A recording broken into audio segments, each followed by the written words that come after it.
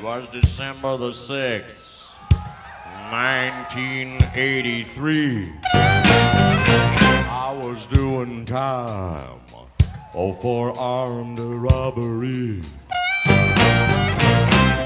4 in the morning, I was sitting in my cell. I heard a whistle blow, then I heard somebody yell. There's a riot!